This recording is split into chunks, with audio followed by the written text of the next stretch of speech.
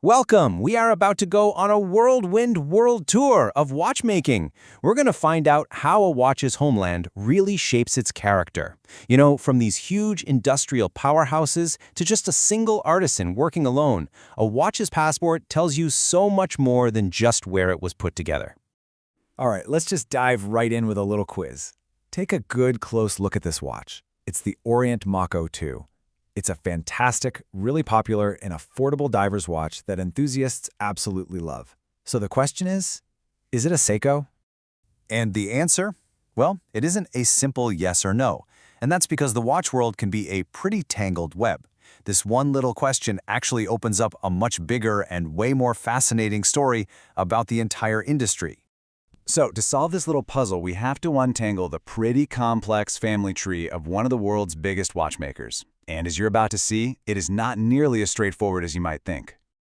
Okay, so here's the deal. The giant Seiko group is actually split into 3 different companies. One of those is the Seiko Epson Corporation.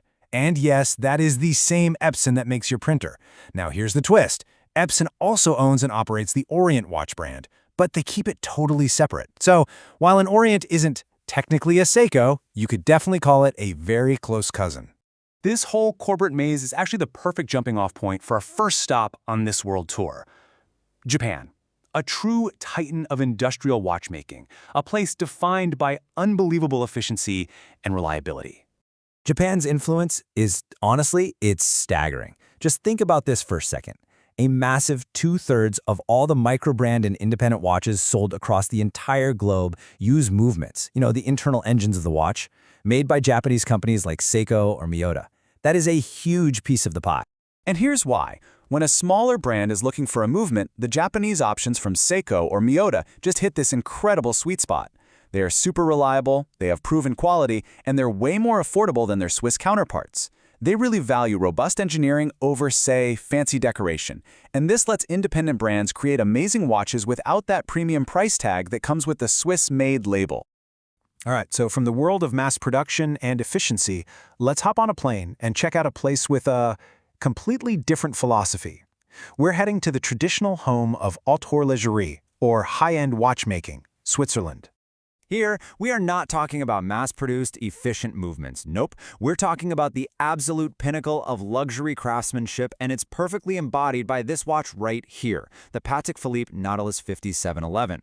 For years, this was without a doubt the most sought-after luxury sports watch on the entire planet. The demand for a watch like this is so insane that even if you have tens of thousands of dollars just sitting there ready to go, you can't just walk into a store and buy one. To get it new from a dealer, you'd have to get on a waiting list, and that list is rumored to be 8 years long. Right, so this extreme scarcity has created what you can only describe as a frantic secondary market. Because so few are available new, pre-owned models start selling for far, far more than what they originally cost. Just look at these numbers. The original retail price was around 27,000 Swiss francs, but now look at what they sell for pre-owned, anywhere from 50,000 to over 65,000 euros. That's more than double the original price. This is a level of demand that's almost unheard of, and it perfectly captures that Swiss philosophy of exclusivity and perceived value. But hey, the watch world isn't just about Japanese industrial giants and Swiss luxury kings. Our next stop explores the independent spirit that's brewing in other corners of the globe. So first, you have the traditional artisan. Take a guy like Pascal Coyan in France. He spent years and years as a watch repairer, learning how watches work from the inside out, intimately. And now, he's on this personal mission to create his own high-precision chronometers with a level of hand finishing you just don't find in mass production. He's not trying to build an empire, he's pouring a lifetime of skill into just a handful of watches. This is watchmaking as a pure personal art form. And then you have the upstarts. This is a whole new wave coming from places you might not expect, like Bossele in Australia or Weiss & Notice in the US. These brands are shaking things up. They're using social media to build direct relationships with their customers, getting real-time feedback and creating these amazing communities.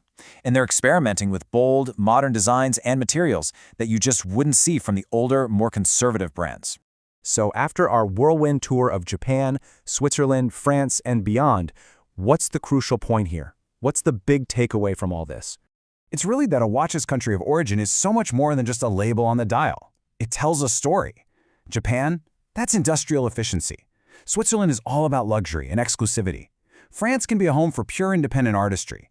And places like Australia and the USA, they're bringing this new wave of design and fresh energy. Each region has its own unique philosophy.